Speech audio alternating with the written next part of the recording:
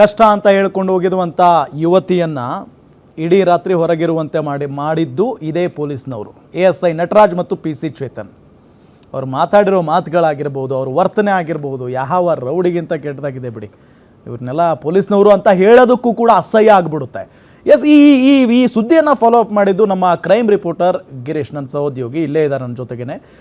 ಗಿರೀಶ್, ನಿಮಗೆ ಈ ವಿಚಾರ, ಈ ಸುದ್ದಿ ಯಾವಾಗ ಬಂತು, ನೀವು ಯಾವಾಗ ಹೋದ್ರಿ, ಏನಾಯಿತು ಅಲ್ಲಿ? ಆ್ಯಕ್ಚುಲಿ ಒಂದು 6:30 ಟೈಮಲ್ಲಿ ನನಗೆ ಇವ್ರು ಕಾಲ್ ಮಾಡಿದ್ರು.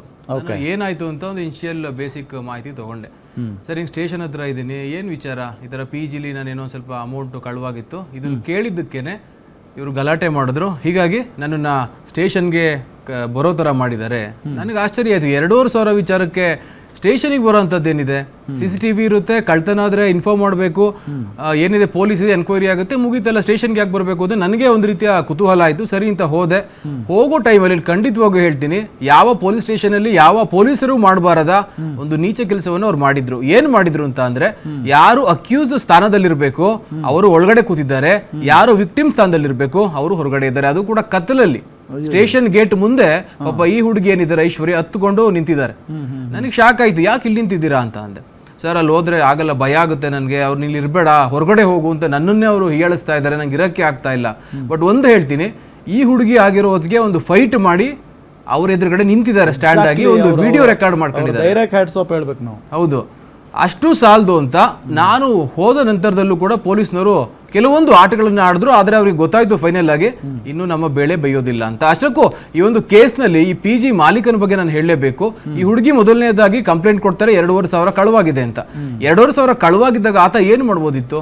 CCTV ಚೆಕ್ ಮಾಡಬೇಕಿತ್ತು, ಯಾರು ಹೋಗಿದ್ದಾರೆ ಯಾರು ಹೋಗಿಲ್ಲ ಅಂತ ಚೆಕ್ ಮಾಡಬೇಕಿತ್ತು, ಅಥವಾ ಅವನ ಕೈಲಿ ಆಗದೆ ಇದ್ರೆ ಪೊಲೀಸ್ನವರಿಗೆ ಮಾಹಿತಿ ಕೊಡಬೇಕಿತ್ತು. ಅದನ್ನ ಬಿಟ್ಟು ಒಂದು ಯುವತಿ ಮೇಲೆ, ಅದು ಕೂಡ ಬೇರೆ ರಾಜ್ಯದ ವ್ಯಕ್ತಿ, ಅದು ಕೂಡ ಅವನ ಹೆಸರು ಇಬ್ರಾಹಿಂ, ಈ ರೀತಿಯಾಗಿ ಶೌಟಿಂಗ್ ಮಾಡೋದು ಅವಶ್ಯಕತೆ ಇರಲಿಲ್ಲ. ಹೌದು, ಅದು ಕೂಡ ಕತ್ತಲು ಹೊತ್ತಿನಲ್ಲಿ 9 ಗಂಟೆ ರಾತ್ರಿ ಸಮಯದಲ್ಲಿ ನೀನು PG ಇರಬೇಡ, ನೀನು ಹೊರಗಡೆ ಹೋಗು ಅನ್ನೋದು ಎಷ್ಟು ಸರಿ? ನಂತರದಲ್ಲಿ ಯಾಕೆ ಪೊಲೀಸ್ ಸ್ಟೇಷನ್ಗೆ ಬರ್ತಾರೆ? ಆದ್ರೆ ಪೊಲೀಸ್ನವ್ರಿಗೆ ನಿಜವಾಗಿಯೂ ಕೈ ಮುಗಿಬೇಕು. ಯಾಕೆಂದ್ರೆ ಈ ರೀತಿಯ ನೀಚ ಕೆಲಸವನ್ನ ಮಾಡಿರೋರು ಇದಾರೆ, ಆದ್ರೆ ಇದಕ್ಕಿಂತ ನೀಚ ಕೆಲಸ ಎಲ್ಲೂ ಇಲ್ಲ ಅಂತಾನೆ ಹೇಳ್ಬೋದು. ಯಾಕಂದ್ರೆ ಒಬ್ಬ ಅಬಲೆ ಯುವತಿ, ಗಾಂಧೀಜಿಯವರು ಹೇಳಿದ್ದಾರೆ, ಯಾವತ್ತು ನಮ್ಮ ದೇಶದಲ್ಲಿ ರಾತ್ರಿ ಹೊತ್ತು ಮಹಿಳೆ ಹೋಗ್ತಾರೋ ಫ್ರೀಯಾಗಿ, ಉಚಿತವಾಗಿ ಆರಾಮಾಗಿ, ಅವತ್ತು ಸ್ವಾತಂತ್ರ್ಯ ಸಿಕ್ತು ಅಂತ. ಆದ್ರೆ ಇಲ್ಲಿ 9 ಗಂಟೆ ಟೈಮಲ್ಲೇ ಸ್ಟೇಷನ್ ಒಳಗಡೆ ಒಬ್ಬ ಯುವತಿಗೆ ಏನು ಪೊಲೀಸ್ನವರು ಸಪೋರ್ಟ್ ಅಥವಾ ಬೆಂಬಲವನ್ನು ಕೊಟ್ಟಿಲ್ಲ ಅಂತಂದ್ರೆ ಇದು ಯಾವ ರೀತಿ ಪೊಲೀಸ್ನವರು ಅನ್ನೋದನ್ನ ಅವರು ಎಕ್ಸ್ಪ್ಲೇನ್ ಮಾಡಬೇಕು. ನಂತರದಲ್ಲಿ ಆಕೆಗೆ ಗದರಿಸುವ ಕೆಲಸವನ್ನ ಮಾಡ್ತಾರೆ, ಗದರಿಸಿ ಆಕೆಯನ್ನು ಈಚೆ ಹಾಕ್ತಾರೆ, ಅವರನ್ನ ಒಳಗಡೆ ಕರ್ಕೊಂಡು ಅವ್ರಿಗೇನೋ ಕಾಫಿ ಟೀ ಕೊಟ್ಟಿರ್ಬೋದೇನೋ ಅದು ಅವ್ರಿಗೆ ಗೊತ್ತಿರಬೇಕು. ಇದೆಲ್ಲ ಆದ ನಂತರದಲ್ಲಿ ನಾನು ಕೇಳ್ತೀನಿ, ಸರಿ ಸರ್, ಇಷ್ಟ ಆಯ್ತಲ್ವಾ, ನಿನ್ನೆ ಪ್ರಕರಣ ಆಗಿರೋದು, ನೀವೇನಕ್ಕೆ ಇನ್ನೂ NCR ಕೊಟ್ಟಿಲ್ಲ? ಸರ್, ಮಾಡ್ತಾ ಇದೀವಿ ಸರ್, 4ನೇ ತಾರೀಕು ಕೇಸ್ ಆಗಿರೋದು, 9 ಗಂಟೆಗೆಲ್ಲ ಮನೆಗೆ ಹೋಗ್ಬಿಟ್ಟಿದ್ರು ಸರ್, ಯಾರು ಇರಲಿಲ್ಲ, ಹೀಗಾಗಿ ನಾವು ಕೊಟ್ಟಿರಲಿಲ್ಲ ಸರ್ ಅನ್ಬಿಟ್ಟು 5ನೇ ತಾರೀಕು ಒಂದು NCR ಕೊಡ್ತಾರೆ, ಅದು ಕೂಡ 4ನೇ ತಾರೀಕು ಡೇಟ್ ಹಾಕೊಡ್ತಾರೆ. ಓಕೆ, ಕೇಳಿದ್ರೆ ಇಲ್ಲ ಸರ್ ಇದು ಹಿಂಗೆ ಬರೋದು ಅಂತ ನಮ್ಗೆ ಹೇಳ್ತಾರೆ. ಅಂದ್ರೆ ಅವರು ಸೇಫರ್ ಝೋನ್ ಅಲ್ಲಿ ಇರಕ್ಕೆ ಪಾಪ ಈ ಹುಡುಗಿ ವೆಯ್ಟ್ ಮಾಡ್ಲಿಲ್ಲ ಅಂತ ಹೇಳಿ ಈ ಹುಡುಗಿ ಮೇಲೆ ಎತ್ತಾಕ್ಬಿಟ್ಟು ವಾಪಸ್ ಕಳ್ಸಿದ್ರು. ಅಂದ್ರೆ ಇಲ್ಲಿ ಇನ್ನೊಂದು ಅಂಶ ಏನು ಅಂತ ಅಂದ್ರೆ, ಈಗ ಇವರ ಮನೆ ಹೆಣ್ಣು ಮಗಳು ಬೇರೆ ರಾಜ್ಯದಲ್ಲೋ ಅಥವಾ ಬೇರೆ ದೇಶದಲ್ಲೋ ಎಜುಕೇಶನ್ ಅನ್ನು ಮಾಡ್ತಾ ಇದ್ರೆ, ಅಲ್ಲಿ ಲ್ಯಾಂಗ್ವೇಜ್ ಬರ್ದಲೆ ಕಷ್ಟವನ್ನ ಪಟ್ಕೊಂಡು ಈ ರೀತಿ ಕ್ರಮವನ್ನು ಏನಾದ್ರು ತಗೊಂಡ್ರೆ ಅಲ್ಲಿರುವ ಪೊಲೀಸ್ನವರು ಇವರು ಸಹಿಸ್ಕೋತಾರ?